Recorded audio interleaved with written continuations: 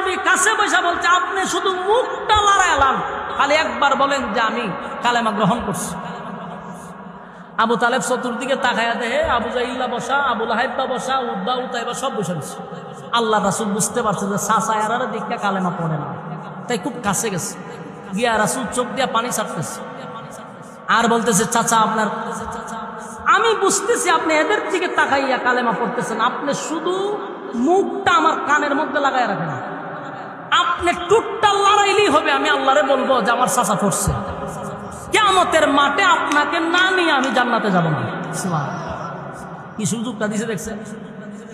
কিন্তু আবু তালেব বলেন, ভাতিজা তুমি আমারে নসিহত করা লাগবে না, তুমি যে আল্লাহর পয়গম্বর সেটা মক্কাবাসীর থেকে আমি বেশি জানি। সুবহানাল্লাহ।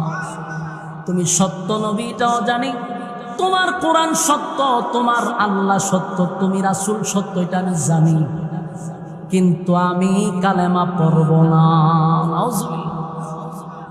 আল্লাহর নবী বলেন, প্রাণের চাচা, কলিজাটা দিয়ে আমারে ভালোবাসছেন গো, আপনি আমারে এত ভালোবাসছেন, আমি কেমনে সহ্য করবো? আপনি জাহান্নামের আগুনে জ্বলবেন আর আমি নবীটা দেখবো, এটা কেমনে সম্ভব?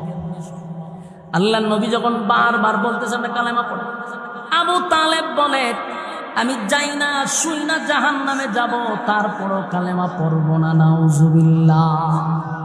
আল্লাহ রাব্বুল আলামিন তখন আয়াত নাজিল করে বলেন, বন্ধু আপনি কান্দেন না, আপনি আর একটা কান্নাকাটিও করবেন না, কারণ আপনার চাচা বলছে কালেমা পড়বেন, আপনি আরেকবার তারে রিকোয়েস্ট করবেন না, আমি আল্লাহ আপনার চাচাকে হেদায়েত দিব না, আমি তারে হেদায়েত দিব না,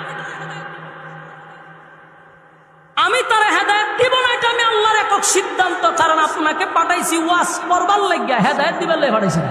বলেন নবীকে হেদায়েতের মালিক আল্লাহ, নবীরে পাঠাইছে ওয়াজ করার জন্য। আল্লাহ আপনি ওয়াজ করছেন, বস হেদায়েত আমি কারে দিব না, এটা আমি আল্লাহর একক সিদ্ধান্ত। কথা কি বুঝতেছেন?